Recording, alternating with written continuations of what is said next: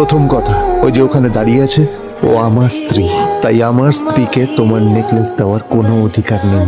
ওকে যদি নেকলেস দিতে হয় তাহলে আমি দেব, তাই এসব ফ্রডগিরি বন্ধ করো।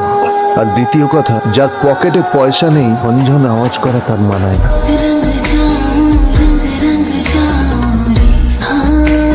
কি দরকার ছিল নীলের জনকে এতগুলো কথা শোনানোর? এবার বিজন আমাকে টাকা দেবে কিনা সেটাও জানি না, আমার কোম্পানিতে ইনভেস্ট করতে চাইবে কিনা সেটাও বুঝতে পারছি না। কি করব? হ্যাঁ মিস্টার রায়চৌধুরী, আমি আপনাকেই ফোন করতে যাচ্ছিলাম। আমি একজন বিশেষ লোকের সাথে তোমার একটা মিটিং ফিক্স করেছি, ওর অ্যাড্রেস আমি তোমাকে টেক্সট করে দিয়েছি। আমি চাই তুমি ওই লোকটার সাথে মিট করো। আমি যে কোনো কারোর সাথে দেখা করতে পারি, কিন্তু তার জন্য আপনাকে আমার দুটো শর্ত মানতে হবে।